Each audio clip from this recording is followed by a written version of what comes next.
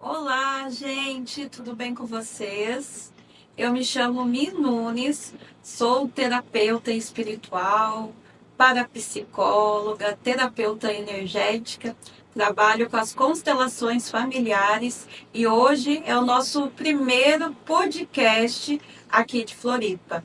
Esse podcast, ele é muito especial. Floripa é muito grande e não tinha ainda um podcast falando sobre a espiritualidade, saúde emocional. Então, eu convido a todos vocês a ficarem com a gente nesses podcasts que a gente vai postando aí para todos vocês. Então, nesse primeiro episódio, a gente vai falar sobre a medicina Ayurveda. E eu vou chamar uma pessoa muito especial, que é a Carol Flores. Ela é naturóloga e trabalha com Ayurveda. Então, hoje à tarde, nós estamos recebendo aqui a Carol Flores e ela vai explicar para a gente um pouquinho o que é a medicina Ayurveda e também sobre um pouquinho sobre o trabalho dela junto à espiritualidade. Seja bem-vinda, Carol. Obrigada. Nessa tarde de hoje, é um prazer te ter aqui. E eu queria que tu explicasse um pouquinho o que é a Ayurveda, quais os benefícios dela para a nossa saúde. Primeiramente, obrigada pelo convite, fico muito feliz. E falar do Ayurveda para mim eu tenho muita satisfação e alegria, assim, porque é um trabalho que me toca muito e ver às vezes as pessoas engajando nessa medicina é muito benéfico para a saúde, para a construção da saúde. Então, primeiramente, o Ayurveda, o significado dele em sânscrito é uma medicina indiana e o significado dele é ciência da vida, conhecimento da vida. A medicina Ayurveda, ela é uma medicina preventiva. Então, muitas vezes a gente tem que construir algo para a gente chegar lá nos nossos 50, 60, 70 com saúde e não dependente de um medicamento, porque o que eu vejo hoje muito é que a gente tem muito imediatista. A gente quer sanar uma dor em segundos e a medicina Ayurveda ela vai contra tudo isso. Ela faz tu se auto-observar e se autocuidar. Então a gente vai construindo uma saúde de acordo com o ritmo da pessoa, de uma forma mais leve. Porque muitas vezes as pessoas, quando elas querem pensam em saúde, aquilo fica muito, às vezes, pesado, porque elas têm um estilo de vida muito diferente e elas querem mudar totalmente o estilo de vida. Então a Ayurveda olha essa pessoa como um todo, como um ser integral, olha as questões físicas, as questões emocionais, as questões mentais e o espiritual principalmente, porque muitas vezes a gente se preocupa muito com o que a gente está se alimentando, com o que a gente está, como é que tá nossas emoções, como é que está nosso estado mental, mas o que a gente está fazendo para o nosso espírito. E o Ayurveda traz isso muito forte junto com o Yoga, porque a medicina Ayurveda, eu percebo que ela não pode estar dissociada do Yoga, que o Yoga é essa prática para mim, o Yoga é conexão e presença. Quando eu faço Yoga, eu me conecto e eu sinto essa presença, mas também eu trabalho esse espiritual, o que eu estou fazendo para o meu espírito, como é que eu estou construindo uma saúde para o meu espírito, que isso é extremamente relevante dentro da Ayurveda também. Que as pessoas perguntam bastante, já vieram perguntar assim, Ayurveda é massagem, é comida, é chá, o que é Ayurveda? E as dificuldades que elas têm de entender o que é. Então, como é que é feito assim? A pessoa ela passa por um diagnóstico, elas vão até você, como é que é feito? Então, essa questão da massagem foi bem difícil para mim, porque eu me formei em naturologia, né? E eu fiz um aprofundamento através de uma pós-graduação em Ayurveda. E daí as pessoas muitas vezes achavam que Ayurveda é massagem ou é dosha. E daí eu fiz um aprofundamento na Índia, principalmente na saúde da mulher, que é uma coisa que eu gosto bastante. E daí eu mostrar para mostrar para essas pessoas como que elas poderiam mostrar que não era somente a alimentação, não era somente a massagem, mas sim eu faço uma anamnese, né, um questionário de perguntando queixas, principalmente as queixas, por que ela está vindo, as questões digestivas, como é que é a digestão dela, como é que são as fezes dela, é importante também para a Ayurveda, como é que é o sono dela, como é que é o suor, se ela sua, se ela não sua, quais são os sabores que ela gosta mais na alimentação, que isso me diz muito da constituição dessa pessoa. E também como é que tá essa mente está mais agitada, está mais letárgica, está mais triste, como é que tá o estado emocional dela, como é que se é uma mulher, como é que é o período menstrual dela. E tudo isso também, como é que ela está se vendo hoje, nos ambientes que ela vive hoje. Ambiente de trabalho, ambiente familiar, ambiente entre amigos. Como é que estão esses ambientes? Esses ambientes são tóxicos? Ou ela consegue se ver, se auto-observar nesses ambientes? Ela observa se esse ambiente está sendo benéfico para ela ou não? Então, isso também é importante, porque muitas vezes a gente acha que, eu venho para uma consulta Ayurveda, eu quero tratar a minha gastrite, uma má digestão. Mas a gente olha lá para a raiz. Por que está acontecendo essa má digestão? Por que está aparecendo na sua vida essa gastrite? Será que realmente é só mesmo físico? Então ali eu vou investigando de acordo com o que a pessoa consegue, até onde a pessoa pode ir, porque muitas vezes eu sinto uma resistência no primeiro momento de falar questões mais emocionais, mais dores, então eu respeito, e quando a pessoa se abre, eu vou investigando da onde sai essa gastrite. É alguma coisa que ela está comendo, alguma coisa que ela está fazendo, essa capacidade digestiva que a gente fala muito no Ayurveda, que é a capacidade que a gente tem de digerir o alimento, como é que ele está. Se ele tá, porque a gastrite, normalmente essa capacidade digestiva provavelmente está muito alta. Então isso eu vou investigando. Se eu percebo que não tem nada físico, daí eu vou para as questões emocionais, das questões, as dores, né? Sim. Essas dores que muitas vezes essas dores físicas, essas dores emocionais, ela aparece de forma física no nosso corpo. Então eu investigo também, eu gosto muito dessa parte. Eu acho que a gente não pode tratar as pessoas separado. Eu acho que a gente tem que olhar esse todo, como eu falei, esses corpos, né, que eu falei, físico, mental, emocional e espiritual. Então a pessoa vai lá, ela marca uma consulta, aí tu traz o diagnóstico para ela. Então a partir daí que vai desenvolvendo ali a introdução da medicina. Isso. E eu passei por um momento que a Carol me atendeu, algum ano passado, que foi um período que eu estava de pré-diabetes. Então eu sempre olhei longe, mas não de perto, a medicina Ayurveda. Então não tive ali a oportunidade de ter a medicina mais perto de mim. Então conheci a Carol, então ela trouxe para mim a questão da medicina. E eu fazendo ali os exames, eu zerei a minha pré-diabetes, né, com aquele chá que tu trouxe pra gente, que era de cardamomo, né? Cardamomo. Cardamomo, exatamente. Então eu pude experienciar também através das massagens também que tu trouxe, né? E a gente até fez eu falar que a experiência da Mika muito mental, né? Muito. Muitas coisas mentais, muito projeto, somia, amigos, que a gente tem vários núcleos, né? E daí a Mi tava muito cansada, Sim. muito avoada. E daí eu falei para ela, vamos fazer uma experiência com um procedimento que tem dentro do Ayurveda que chama Nasya.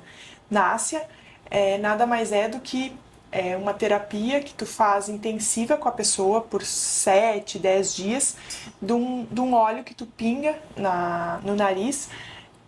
Esse óleo é medicado com a erva que a pessoa precisa. E a gente fez essa experiência com a Mi e daí, não sei, tu quer falar um pouquinho? Porque ali, essa experiência no começo, né? Devido à ansiedade, tudo aquilo que eu estava passando, a correria. Então foi uma das primeiras vezes assim que eu me conectei tão forte com essa medicina que eu parei. O resultado foi desde o nosso primeiro encontro. Foi muito forte. Muito, muito, muito, muito, muito forte, né?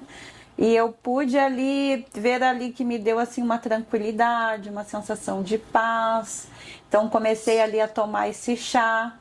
Então eu comecei ali num processo de cura física mesmo, porque interno eu já venho no movimento. Então sempre quando eu conheço alguém, eu vou lá e eu indico a Carol. E hoje essa oportunidade que a gente está tendo de falar um pouquinho dessa medicina nesse mundo que a gente está vivendo, esse mundo que a gente tem essa medicina ocidental e a gente tem essa medicina da Ayurveda indiana. Então, como é que tu vê essa medicina ocidental? Assim, ó, eu acho, muitas vezes as pessoas que gostam muito da medicina ocidental não acreditam muito nas outras medicinas, porque não é só a medicina Ayurveda, tem a medicina chinesa, tem a antroposofia, tem outros tipos de medicina. E eu vejo assim, ó, que é só soma pra gente. Não é eu trabalhar só medicina Ayurveda separadamente, mas é um complemento para essas pessoas. Porque eu não posso dizer assim, ó, não para a medicina ocidental, porque a medicina ocidental ajuda muito a gente. Mas eu acho que o olhar do Ayurveda é o olhar desse todo. É o olhar dessa construção da saúde. A nossa medicina ocidental é uma coisa mais imediatista. É uma coisa mais que a pessoa precisa para agora. Tipo uma cirurgia. A pessoa precisa fazer uma cirurgia, precisa para agora. Agora, a medicina Ayurveda, ela é isso que eu falei, é uma construção. A pessoa tá com... por exemplo, deixa eu trazer uma coisa bem comum aqui. Gastrite. Novamente a gastrite. Se ela for no médico ocidental, o médico ocidental vai receitar um remédio. Sim. E o que vai fazer com aquele remédio? Ela vai mascarar algo, às vezes, que nem era físico e nem vai dar importância por que está por trás disso. Como é que é o olhar da medicina Ayurveda? A medicina Ayurveda vai, como eu falei, ela vai desmiuçar aquela pessoa, vai perguntar o que a pessoa se alimenta, que horário ela se alimenta, como é que está a digestão dela, como é que estão as fezes dela, como é que estão as emoções dela. E através de todos esses questionamentos, ela vai trazer um diagnóstico para a pessoa. E muitas vezes a pessoa nem precisa chegar nesse remédio. Muitas vezes a pessoa, com a mudança de estilo de vida, ela consegue melhorar essa questão da gastrite. E muitas vezes esse remédio que ela vai estar tomando, eu acredito, porque minha primeira formação que faltou, eu fiz uma formação de 4 anos de farmácia. Sim. Então esse remédio vai desestabilizar a pessoa em outros órgãos dentro dela. Então eu acredito que a medicina ocidental é maravilhosa para coisas que às vezes a gente não tem o que fazer, mas a gente poderia estar prevenindo muitas coisas para ter uma longevidade, para chegar lá nos nossos 60, 70 anos saudável, sem precisar tomar tanto medicamento que muitas vezes a gente vai melhorando um lado piorando o outro. Sim. Melhorando algo dentro da gente e piorando outras coisas dentro da gente. E ainda sem olhar para essas questões emocionais, que eu acredito muito que muitas coisas nossas físicas já tá no nosso emocional há muito tempo. Só que é mais difícil, porque é dolorido, porque muitas vezes a gente não quer olhar para aquela dor, a gente não quer revirar aquele baú. Mas eu acredito que é super necessário, porque senão nunca a gente vai conseguir melhorar, porque a gente vai estar sempre mascarando com alguma pílula, coisa, né? alguma pílula que é Sim. pro momento, sabe? Sim, porque daí no meu caso, quando eu fui no médico, eu me assustei com a quantidade de remédio que o médico me trouxe para tratar a pré-diabetes, né? Então foi muito remédio, muita medicação. Então eu fui atrás para saber o que eu poderia fazer de uma forma assim mais natural. Então ali eu fui me testando, foi onde que eu te procurei, aí eu fui me testando para ver até a questão do organismo, como é que eu iria ali ficar. Não abandonei, então caminhou junto. Então aos pouquinhos ele foi ali diminuindo a dose e também eu troquei também a minha alimentação, olhei mais essa questão assim energética, espiritual, que é muito essa questão espiritual, emocional também, tratar mais profundamente assim as emoções, e eu pude assim presenciar no meu corpo quanto me ajudou. E essa coisa de prevenção, da gente prevenir, né? Porque hoje o mundo ele tá muito assim, tu tem uma doença, tu vai lá no médico, aí tu vai lá e tu toma o remédio. A gente se esquece muito dos chás, que como é que era antes? Não tinha essa quantidade de farmácia, não tinha essa quantidade de remédio, tudo à base do chá. Os nossos índios também, a nossa floresta, hoje está muito diferente, né? Em cada esquina tem uma farmácia. Então a gente buscar essa conexão mais natural vai trazendo força para o nosso organismo e a gente vai ali desenvolvendo dentro do nosso processo de cura. Com certeza, com certeza. Muitas vezes as pessoas vêm para mim, eu tenho um programa, né, que é uma desinflamação. Sim. E as pessoas vêm para mim e como é que funciona esse programa? A pessoa vem, ela tá com várias questões no físico, eu olho físico, emocional, como eu falei, e a pessoa começa nessa desintoxicação por aquele período, porque muitas vezes a pessoa, mas eu não vou conseguir, eu tenho que, ela coloca na cabeça que ela vai precisar fazer aquela alimentação pro resto da vida dela. E eu não. É um período de desinflamação. E esse período de desinflamação precisa ser uma alimentação de fácil digestão, que a gente chama de dieta anti-ama, que é uma alimentação de fácil digestão. O que é essa alimentação? Essa alimentação é um arroz é um arroz mais longo, que ele digere mais facilmente. São feijões de grão pequeno, lentilha, são coisas cozidas, é tudo cozido. E esse período que a pessoa vai fazer essa desinflamação, muitas vezes ela acha assim, eu vou acordar com disposição, eu vou estar bem-humorada, eu vou estar mais leve, minhas fezes vão sair melhor, eu não vou ter aquela constipação que eu tinha. E as pessoas... E eu não sei como é que vai agir em cada um. Porque, como eu falei, cada ser é único. A gente só vai saber quando a gente começa, quando a gente faz. E as pessoas vêm pra mim e dizem assim, Carol, eu tô irritada, eu tô com raiva, eu tô constipada. O que tá acontecendo? Porque se eu tô fazendo algo que é bom pro meu corpo, por que tá tudo dando errado? Então eu te respondo assim, é um reset que tu faz pro corpo. Quando tu faz um reset, toda a sujeira, todas as questões que estavam lá escondidas, elas vêm à tona.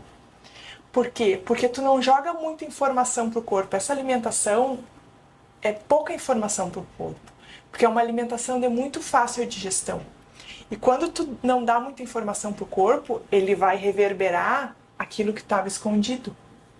Então ele vai reverberar raiva, ele vai reverberar situações que não estavam resolvidas e tu acha que estavam resolvidas. Ele vai reverberar estresse, mais estresse. E porque a constipação, o que é a constipação? Às vezes tu não tem isso que está saindo, que a gente está tirando, assim, que a gente está digerindo, emocionalmente e fisicamente, por causa dessa alimentação, tu não consegue ter o controle de que está indo embora. Então, lá no teu íntimo, tu quer prender, e tu pode prender através das fezes. Então, eu digo que e isso é muito o corpo, né? O corpo tá te dizendo, o corpo fala muito com a gente. E é isso que eu trago também. Observa o teu corpo, ele é muito sábio. O corpo sabe quando ele chega no ambiente, ele não gosta, ele te mostra. Só que a gente vive tanto no automático, a gente vive tanto com tantas coisas que a gente não observa o nosso corpo.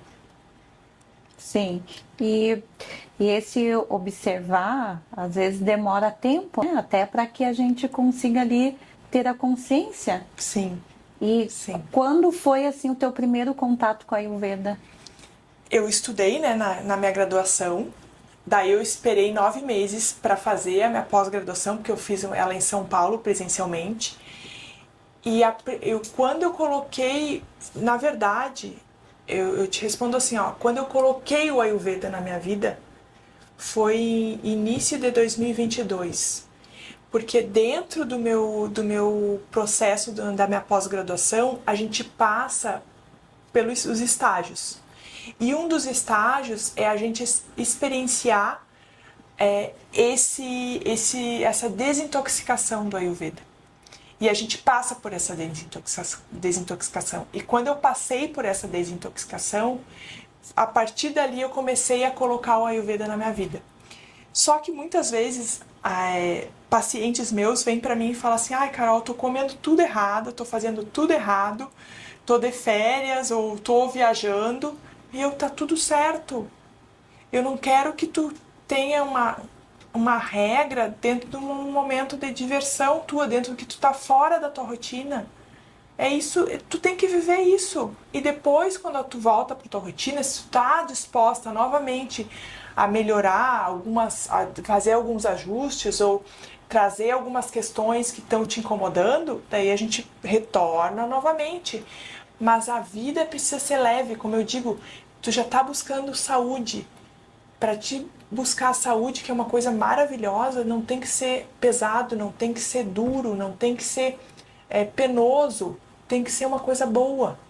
Porque muitas vezes a pessoa, ela quer por conta de alguém que contou para ela, mas ainda ela não está preparada para essa busca, para essa construção dessa saúde. E tá tudo bem. É o momento da pessoa. E isso eu trago muito, eu respeito isso.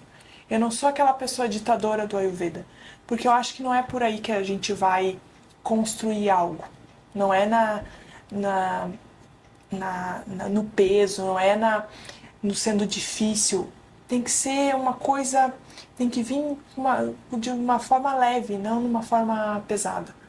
E quando tu fez essa pós, aí tu começou a trabalhar com a Ayurveda, e nisso tu sentiu dentro do teu coração de ir para a Índia. Sim. Como é que foi esse teu chamado de ir para a Índia? É bem interessante, porque esse chamado para a Índia, eu morei fora, né? Eu morei 10 anos fora do Brasil, num momento que eu estava totalmente perdida na minha vida. Eu tinha feito 4 anos de farmácia, mas eu não gostava. E eu estava em busca de alguma coisa. E eu não achava isso. E em 2000, quando eu comecei eu fiz os cursos lá de beleza, trabalhei muito com beleza, com massagens, de outra forma. Em 2015, mais ou menos, eu tive essa vontade de ir para a Índia, quando eu ainda morava lá fora do Brasil.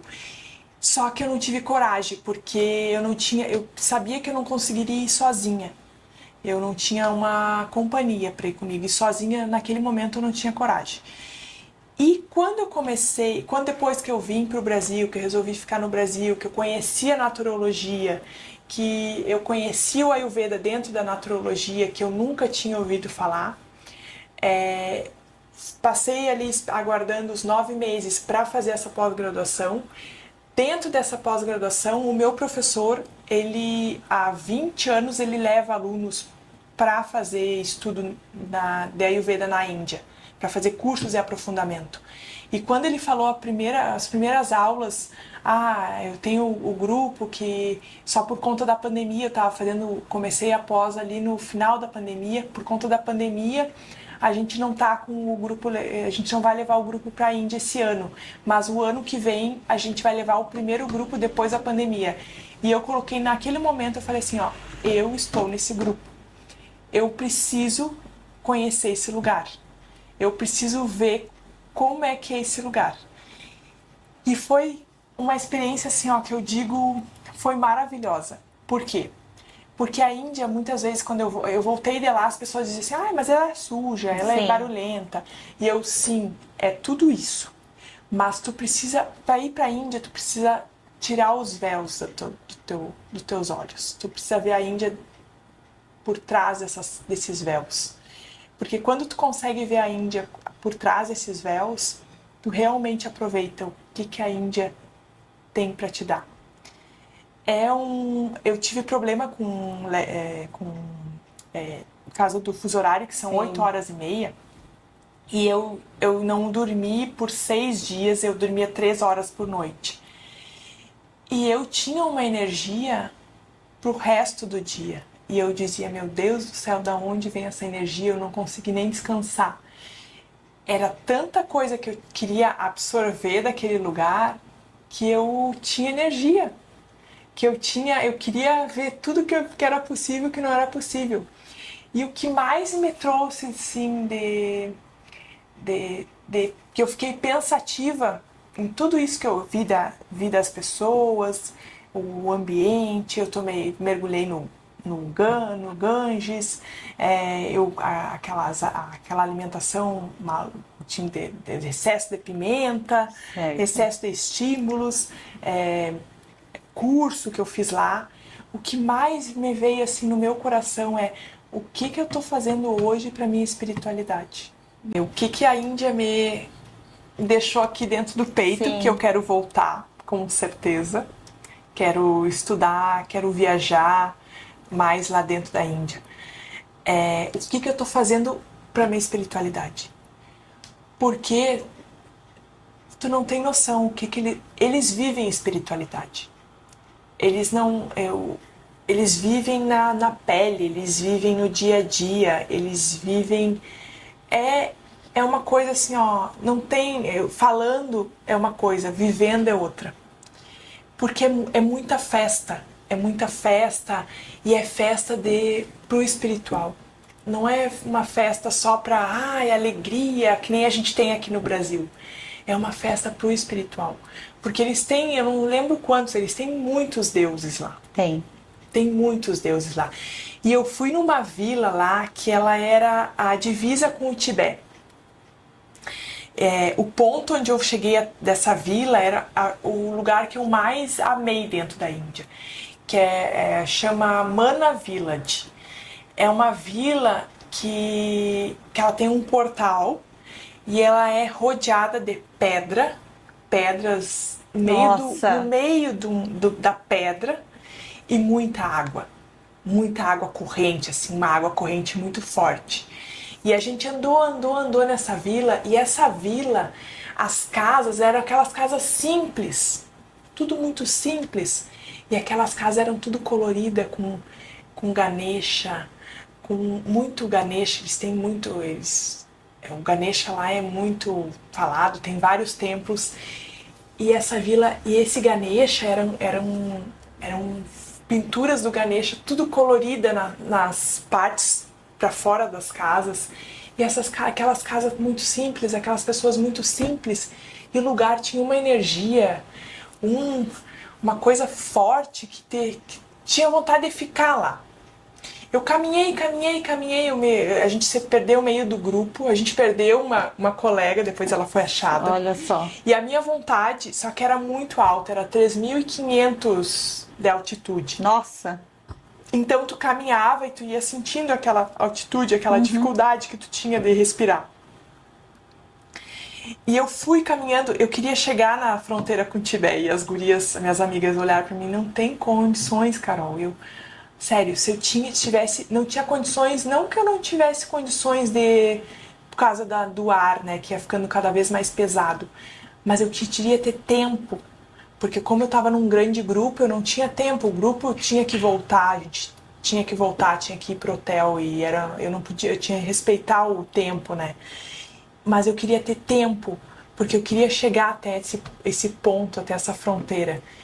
E daí, como as minhas amigas falaram, não, a gente não pode, Carol. Eu falei, então eu vou sentar aqui. Eu sentei numa pedra, de frente com um paredão de pedra, com tanta natureza, com tanta água. E ali eu meditei. Eu fechei meus olhos e ali eu fiquei. Eu não sei quanto tempo que eu fiquei ali. E era um momento assim, que eu não tinha vontade de sair dali. Eu não tinha vontade de sair daquele lugar, porque é uma coisa que tu sente no corpo, que tu sente na alma, que tu sente no espírito, que é uma coisa indescritível, só indo e vivendo pra saber o que é. Então, pra mim, isso que ficou da Índia. O barulho, a comida, a sujeira, não foi isso que ficou da Índia. O que ficou da Índia foi essa espiritualidade, essa conversa que eu fiquei me questionando, o que eu estou fazendo para o meu espiritual? O que eu estou fazendo hoje para essa construção dessa saúde espiritual? Porque a gente precisa fazer, porque ele não está desconectado no nosso corpo, não é uma coisa que a gente tira, que a gente busca quando a gente precisa. Não, a gente precisa estar fazendo todos os dias. A gente precisa estar olhando para isso todos os dias e fazendo práticas que tu acha que é boa para ti, que tu acredita. Não é uma prática que tu tá fazendo porque o teu amigo faz ou porque um grupo faz, mas é tu contigo mesmo. E isso é extremamente necessário para essa nossa evolução aqui na Terra. Que é o viver o espiritual, né? Exatamente. Viver a experiência, que não é só o passeio. As pessoas ligam muito a Índia a Ganesha, falam muito do Gange, e vou passear na Índia. Na verdade, é viver a experiência, é a conexão. Né? E tu foi até o Gange. O que tu sentiu lá do Gange?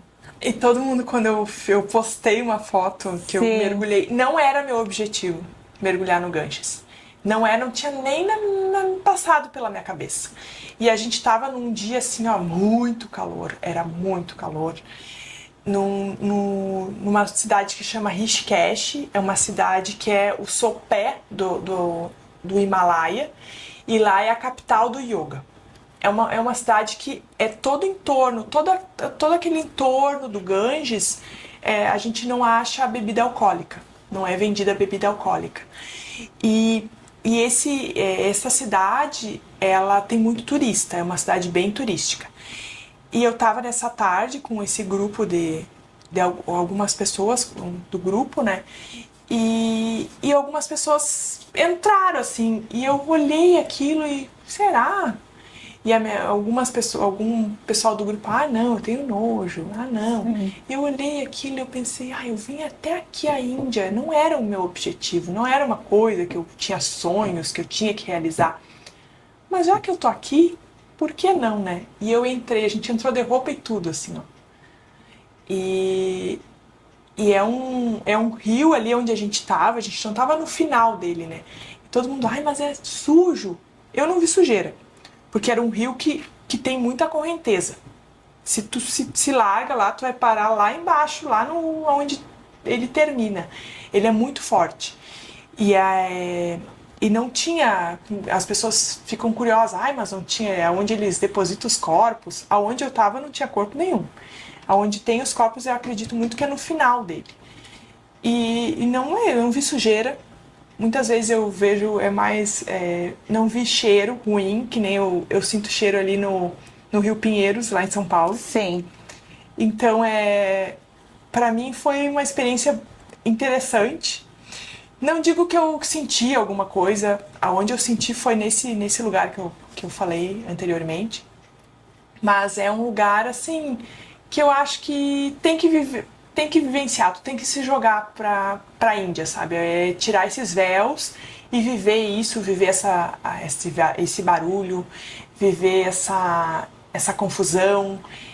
E nessa confusão toda, a coisa mais que me chocou é que eles se entendem. Eu não vi um acidente lá. Eu não vi nada, ninguém, tipo, assim, acidente que nem a gente vê aqui no Brasil. Porque eles se respeitam naquela confusão deles. E é nessa cidade de Rishikesh, num pequeno pedaço, assim, estreitinho, que parece um labirinto, tu passava carro, passava moto, passava gente, passava vaca, passava cachorro, passava tudo que tu imaginar, tudo junto, tudo misturado. E tu não via nenhum acidente. Então foi uma experiência maravilhosa, assim. Eu digo, se eu não voltar na Índia, infelizmente, eu digo infelizmente porque eu quero voltar, mas foi uma experiência que quem tá aberto a conhecer, assim, olhar esse atrás dos véus, eu indico. E a gente, além lá na Índia, a gente subiu o Himalaia, né? A gente subiu o Himalaia de carro. A gente andou 140 quilômetros e foram 14 horas. A gente fez 140 quilômetros em 14 horas. E todo mundo fica, como assim? Por quê? Porque era estrada extremamente estreita, que de um lado tu tinha paredão de pedra e às vezes as pedras desciam, e do outro tinha penhasco. Sim. E tudo isso subindo assim, ó. E aqui tu tava num trânsito horrendo e tu via lá os carrinhos lá em cima, assim, ó. Porque tu vai vendo, é um circular assim imenso. E ali tu vai subindo, subindo, subindo. Foi muito difícil, assim, porque muita curva, muito medo, porque tu vê pedra às vezes descendo e pode estar caindo em cima do carro. Tu vê penhasco, pode estar o carro. E eles passam um carro junto do outro. Eles não, e eles vão. Era um indiano que dirigia, né? E eles iam e se passavam e se buzinavam e aquilo tudo dava certo. Aquilo tudo dava certo naquela estreito com aquela penhasco, aquele paredão de pedra e dava tudo certo. Tu não via nenhum acidente. Então isso eu acho fantástico. Eu acho que é uma energia tão forte daquele lugar, tão poderosa que eu acho que dá certo a telepatia. Que dá certo. Telepatia, energia. E quando tu chega lá no Himalaia, o que tu sentiu? Pra mim, o Himalaia foi várias cidades que eu fui parando, né? Mas a cidade que mais me tocou foi essa que eu falei, da Manas Village, que é uma vila que foi mais forte, assim, pra mim. Porque a gente foi em nesse primeiro ponto da viagem, que foram 15 dias, foi muito espiritual. Porque a gente visitou muito templo, a gente fez muito puja. Puja é as oferendas que a gente fazia para os deuses, né? Então a gente fez muito isso. Alguns pujas eu gostava, alguns pujas eu achava que era muito mercadológico, mas eu respeitava. E eles respeitam muito assim os deuses, os templos. Aqui é muito respeitado lá na Índia. Todos esses pujas, esses templos, é muito assim, ó, forte. Foi muito forte para mim. Foi muito intenso. Foi muito enriquecedor. Mas enriquecedor não só para enriquecer a minha parte que eu precisava mas para minha alma, sabe? Para minha alma, esses questionamentos de espiritualidade. Eu vim com muitos questionamentos de espiritualidade. O que eu estou fazendo para o meu espírito hoje? E dentro da oferenda, assim, qual que tô ali participando das oferendas, vendo, também fazendo, qual a que mais te impressionou? Qual que mais me impressionou? Eles fazem muita oferenda, né? Muita, E a questão do respeito, que aqui no Brasil a gente vê essas divisões, não há muito respeito, ainda as pessoas se escondem quando vão fazer uma oferenda, acham errado, acham feio, e ali é uma prática milenar. É. Ah, foi uma oferenda que no fundo eu não fiz, que eu não sabia. Que a gente teve um momento de uma cerimônia no Ganges com com o cara que é que a gente chama o guru daquele ashra que a gente ficou. O ashra, o que é um ashra na Índia? É onde mora um guru, um ser espiritual. E aquele guru é o mestre daquele ashra. Então as pessoas, muita gente mora nesse ashra, tem pessoas que vão lá para estudo, tem pessoas que vão lá para passar um período, que são devotas daquele guru. E a gente passou por a gente foi convidado, todo o nosso grupo, que a gente estava em 50 pessoas. O meu professor, como ele é muito conhecido, há 20 anos ele faz esses estudos com esses alunos na Índia, ele é muito conhecido ele vai sempre nos mesmos lugares. Então o meu professor foi convidado e nós fomos convidados também para fazer esse puja de frente para o Ganges. Então tinha fogo ali, tinha gente que fez a oferenda ali direto no Ganges. Eu não tinha nada para ofertar porque eu não sabia. Era a primeira experiência Sim. que eu estava vivendo. E como era um grupo muito grande, a gente não foi avisado. Mas foi o puja que mais me impressionou, foi aquele no Ganges ali, né, com aquela água correndo, sabe? E eu sentei bem lá pertinho, era uma escadaria, e eu sentei bem lá pertinho do final da escadaria, eu botei o pé no Ganges e a água era muito gelada. E ali foi o primeiro contato que eu tive com o Ganges, com aquela água, sabe? Com aquela água corrente, com aquela potência de água. E ali tinha uma moça que fez que eu não lembro o nome dela, que ela também fazia parte do ashra. Ela fez uma palestra, falou algumas palavras bonitas que me tocou bastante. E um menino, era uma criança, parecia uma criança tocando um instrumento, que era um toque assim, ó, que te tocava lá no fundo da tua alma, sabe? Não era um toque de uma música assim, era um toque de uma música num instrumento que me tocou lá no fundo da alma. Então esse foi o puja que mais me tocou, que foi mais forte, que tinha ali aquela música com aquelas palavras daquela mulher e mais aqui o fogo, os elementos, né? O fogo, a água, que são elementos que mexem muito comigo. Então esse foi o momento mais forte, assim, que foi bem no início da viagem. Foi, acho que na segunda, primeira noite que eu tava dormindo na Índia. É muita conexão espiritual. Também eles usam a alimentação como uma forma de cura, que é diferente daqui de nós, né? A gente usa a alimentação como uma saciedade. Então esses tempos ali que tu passou foi uma conexão muito espiritual e também tinha ali a alimentação. Tinha. Quando tu subiu ali o Himalaia, o que mais te impressionou assim da alimentação? A alimentação é interessante porque depois que a gente fazia os pujas, eles davam um doce pra gente. Olha. Que é a praçada, que eles chamam.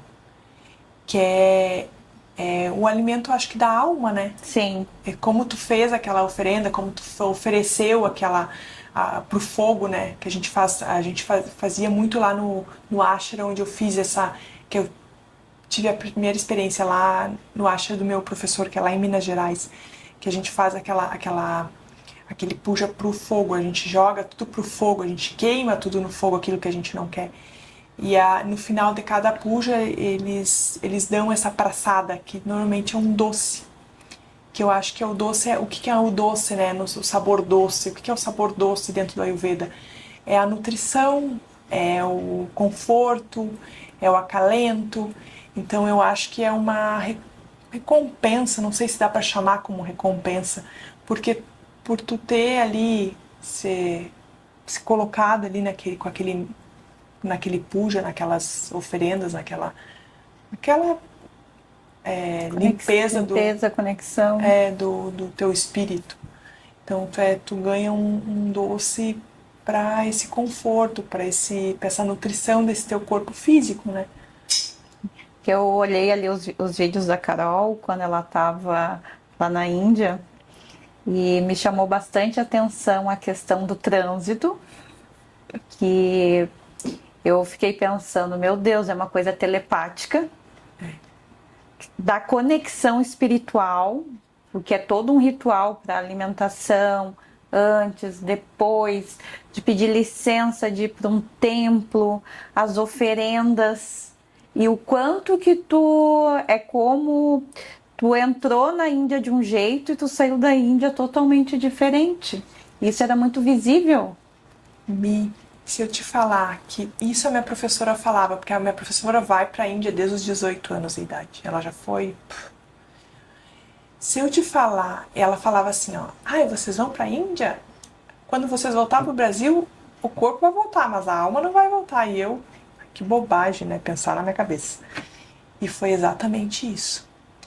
É como se quando tu volta da viagem, tu voltou, mas parece que tua alma, tu fica desconectada, porque é tão intenso e mexe tanto com o teu espiritual, que tu fica perdida, tu fica assim, ó, sabe, que tu fica meio, o que tá acontecendo? O que tá acontecendo dentro de mim?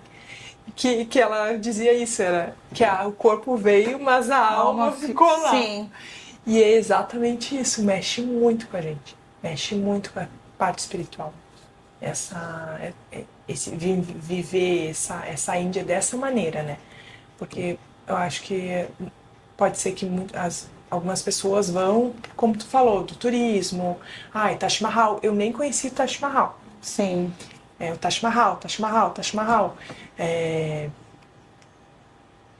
É diferente. É diferente. É outra vivência de Índia, assim, de viver, tipo, ficar num ashram, participar desses puja, viver essa parte espiritual, do que tu ir para um turismo, para conhecer um Taj Mahal, para te experimentar as comidas, para te conhecer, até entra nos templos, mas não participa dos pujas, porque tu pode entrar nos templos e não precisa participar dos pujas, tu não é obrigado a participar dos pujas. Então e um dos templos que agora eu me recordo, um dos templos que eu fui, era muito barulho, porque era uma portinha minúscula, um monte de gente querendo entrar ao mesmo tempo e acontecendo pujas em vários locais daquele ambiente. E eu olhei assim e tinha uma menina de uns 15, 16 anos, meditando.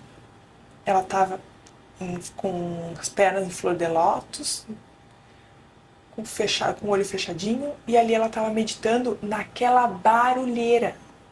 Era uma barulheira assim, ó, de gente fazendo puja, gente gritando que queria entrar, conversa, e aquela menina naquele caos, meditando. Eu olhei assim, eu fiquei, quando eu crescer eu quero ser assim. Sim. Eu quero ter essa paz de espírito. Para que aquilo foi uma imagem que me marcou na viagem. Foi essa menina, né, meditando. Introduzido ali para eles desde muito cedo esse respeito, esse zelo, essa conexão, mexeu contigo, né? Mexeu. Também com a tua criança ali interior, de parar, olhar e viver a experiência. Tu viveu muito ali a experiência. E dentro dessa experiência, o que tu trouxe da Índia de experiência para dentro dos teus atendimentos? O que tu pôde falar assim, olha, viver essa experiência, claro que a gente sai da Índia de uma outra maneira, a gente não sai os mesmos, mas o que tu trouxe de lá para contribuir dentro dos teus atendimentos? Falar mais o espiritual, porque muitas vezes eu tinha medo como que a pessoa ia receber isso. Eu tinha medo de como é que a pessoa ia me julgar. Então eu trouxe em perguntar para a pessoa: o que que tu faz pro teu espírito hoje?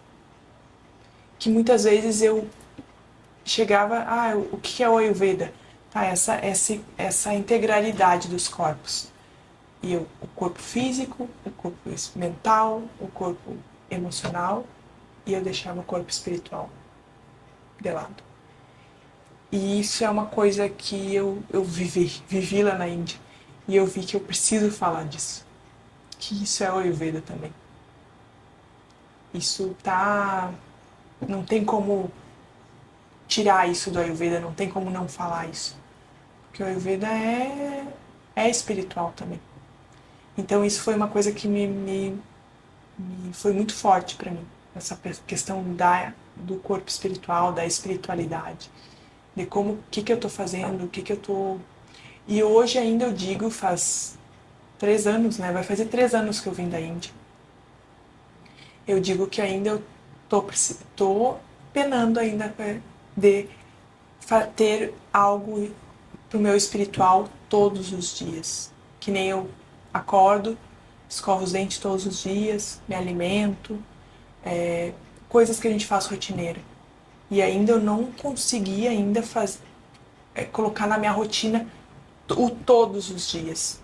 Porque eu acho que o espiritual precisa ser para todos os dias, não um dia, outro dia não, 2 dias, 3 dias. Não, precisa ser todos os dias, porque é um outro corpo que tu precisa também alimentar. E dentro dessa alimentação espiritual, que tu vai te conectando dia após dias, né? Eles são muito espiritual, isso aí é muito forte e te marcou assim profundamente. Tu tá buscando e a gente está nessa busca de silenciar, de se ouvir, de se perguntar o que eu estou fazendo aqui, o que eu estou fazendo dentro da minha espiritualidade. É uma caminhada, eu digo que é uma caminhada sem fim. E também eu queria que tu falasse um pouquinho sobre as questões de horários, né? Que tem um horário, veio uma pergunta essa semana, quando eu falei a questão da Ayurveda, que tu ia estar aqui, que a pessoa perguntou se faz sentido a questão do horário, de um horário levantar mais cedo, outros não, que tem pessoas que funcionam de um horário, outros e que tem uma explicação espiritual para isso, né? Tá, eu vou trazer a explicação do Ayurveda, do relógio biológico dentro do Ayurveda. Isso tem muito, muito a ver com os horários. Porque assim, o Ayurveda, dentro do relógio biológico do Ayurveda, ele é dividido em 6 partes. E o melhor horário, eu vou começar já que tu tocou no espiritual. O melhor horário para te fazer um pranayama, que é as respirações, para te fazer uma meditação, para te se conectar com um ser superior que tu acredita, o que for que tu acreditar, o melhor horário é às 4 horas da manhã. Por quê? Às 4 horas da manhã é um horário que a gente diz que o nosso prana, que é a nossa energia vital que circula dentro do nosso corpo físico, está no ápice. Porque é um horário que é o horário que a gente diz que é do vata, que aqui entra os doshas daí, né? Porque, como eu falei lá no início, que o Ayurveda fala muito dos elementos, que a gente é formado por elementos. E cada elemento, a junção de 2 elementos, forma o nosso dosha. Que muitas vezes as pessoas acham qual é meu dosha, ficam curiosas, qual é meu dosha. Só que isso não é o importante. O importante dentro de um atendimento é saber qual é o desequilíbrio e não qual é teu dosha, porque a gente vai tratar o teu desequilíbrio e não o teu dosha. E a junção desses elementos forma então o dosha. Por exemplo, o elemento ar e éter, que é muito volúvel, né? Muito movimento, é leve, é o vata. Então aquela pessoa que é uma pessoa muito mental, que é uma pessoa que sente mais frio, que o vata é mais frio, que é aquela pessoa que é muito, como diz, está sempre no mundo da lua, provavelmente esse é um sinal que a pessoa tem na sua constituição mais vata, porque a gente tem os 3 doshas na nossa constituição, só que uns mais que os outros. A junção do elemento fogo e água, a gente forma o Pitta. Que o Pitta, o que é fogo? É metabolismo, é queima. Então o Pitta é assertivo quando ele está em equilíbrio. O Pitta é dinâmico, o Pitta é líder, o Pitta é extremamente competitivo, mas ele é competitivo com ele mesmo. Esse é o Pitta. O Kapha, que é o 3º dosha, ele é formado por terra e água. O que é terra e água? É peso. Então o Kapha, ele é mais... muitas vezes as pessoas acham assim, a pessoa é mais cheinha, é Kapha.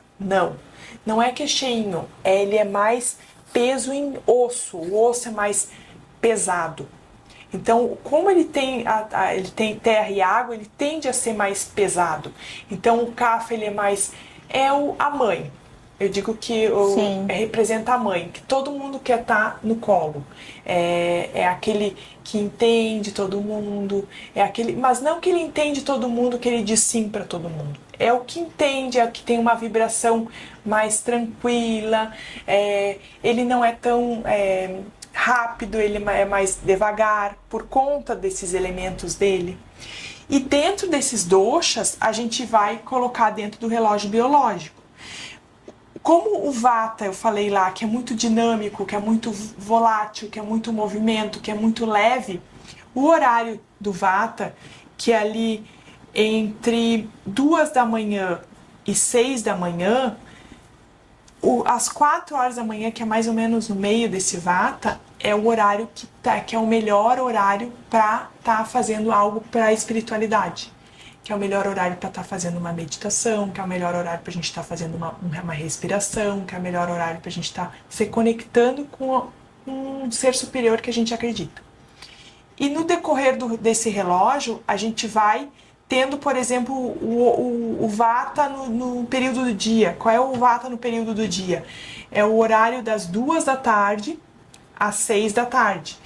Nesse horário, o oposto, o horário do Vata à noite, é esse horário que eu te falei, das 2 da manhã às 6 da manhã, que é o horário para a nossa espiritualidade é o melhor, mas eu não vou conseguir acordar 4 horas da manhã. Tá tudo bem. É tu encaixar algo para tua espiritualidade, mas não precisa ser às 4 da manhã. Aqui eu tô dizendo que é o ideal, mas se a pessoa não consegue, tá tudo certo. Daí o oposto o outro horário do Vata, que é o horário do dia, como eu falei que o Vata é movimento, o Vata é isso daqui, ó. Sim. Aqui eu já tô dizendo o que eu sou. Sim. O Vata, ele fala com as mãos. E o Vata não consegue falar sem mexer as mãos. Então esse horário do Vata do dia, das 2 da tarde até às 6 da tarde, então tô dizendo que é um horário já de movimento. Então o ideal é a gente não dar mais estímulo para esse Vata. Esse horário seria muito bom para a gente estar estudando, para a gente estar tirando projetos do papel. Por quê? Porque o Vata, quando ele está em equilíbrio, é extremamente criativo. Então, aquelas pessoas que estão com a criatividade estagnada, esse horário seria ideal, porque a gente diz o horário do Vata é o horário da criatividade, que a criatividade está mais aguçada. E é o horário, como é um horário muito de movimento, muitas vezes as pessoas tomam café esse horário. E para algumas pessoas, a pessoa toma café, dorme super bem e tá tudo certo. Mas para outras pessoas, como às vezes ela é mais mental, mais Vata, e ela toma a tarde inteira de café, ela vai sentir esse café lá no sono dela. Então esse horário seria o ideal tomar um chá, comer coisas mais úmidas, porque como o Vata é muito seco, ele tende a ter mais constipação. Então para essas pessoas que já têm um intestino mais ressecado, ela precisa estar olhando para isso, para não comer coisas tão secativas, sabores muito secativos. Então entra tudo nesses horários, entra o nosso estilo de vida, a nossa alimentação, e tudo isso vai refletir nesses desequilíbrios que a gente tem, nessa construção da saúde. Então, os horários é extremamente importante para nossa construção da saúde e para a gente ficar bem, entendeu? Porque imagina a pessoa que é um vata, num horário vata, toma café expresso a tarde inteira. E daí ela vem pra mim e diz assim, Carol, não tô conseguindo dormir. Eu durmo até as 3 da manhã, ou durmo até as 4 da manhã e acordo e não consigo mais dormir. Vou dormir meia-noite e consigo dormir até as 4 da manhã. Daí eu vou olhar essa rotina dela. Eu vou olhar o que ela tá fazendo, qual é o dosha dela predominante, o que ela tá fazendo, o que ela tá se alimentando, o que ela tá fazendo nesses horários. Daí provavelmente esse café tá interferindo no sono dela. Sim, porque muita gente diz assim pra mim, tem um horário que eu funciono, outro horário eu não funciono. Então essa explicação ela fica bem mais leve para entender até a dinâmica do corpo, né? Para ver como é que funciona. Tá bem esclarecedor. Porque tem pessoas, por exemplo, exercício físico. Eu sou uma pessoa que eu começava um exercício físico. O exercício físico eu não quero dizer aqui academia, porque o exercício físico é necessário para nossa saúde, mas ele precisa ser, tu precisa achar algo que seja prazeroso. Pode ser caminhada, pode ser corrida, pode ser alongamento, pode ser dança, pode ser subir e descer escada, pode ser um yoga, pode ser um pilates. Não necessariamente é uma academia. Eu era uma pessoa que eu sempre entrava na academia à tardinha. E eu percebi que depois das 6 horas eu não tenho mais energia. E ainda eu ia fazer exercício. O que acontecia? Eu ficava um mês na academia, desistia. E daí isso foi por muitos anos e me culpava.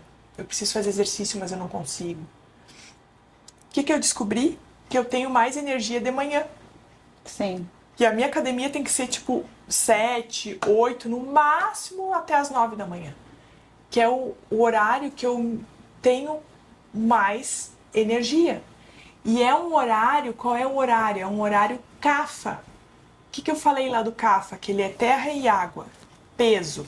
Então o Kapha, uma pessoa mais Kapha, ela tem que quase tu pegar na mão dela e levar ela contigo. Porque se ela vê um sofá, ela senta no sofá e não quer fazer mais nada. Então esse horário é o horário que tu precisa focar para dar estímulo. Dar estímulo de movimento para o corpo e dar estímulo também para digestão. Porque normalmente o Kapha ele tem uma digestão mais lenta.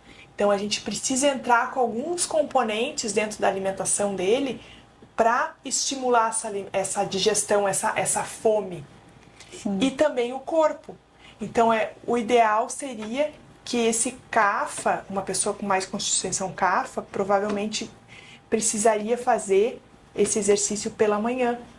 E isso já é um sinal que eu tenho um Kapha mais forte na minha constituição, porque é um horário que eu consigo ter mais energia. Sim, e a gente vai trazer todas essas dinâmicas, todo esse conhecimento para um retiro que a gente vai fazer agora dia 27 de março. Então, o que o pessoal pode esperar desse retiro, que vai ter constelação familiar, a terapia do renascimento. Também a gente vai trazer a Ayurveda para dentro desse retiro, lá na Chapada Diamantina. O que as pessoas podem esperar desse retiro? O que elas podem esperar, com certeza, é essa linguagem cada vez mais fácil, né, para ela conseguir entender e colocar o Ayurveda no seu dia a dia.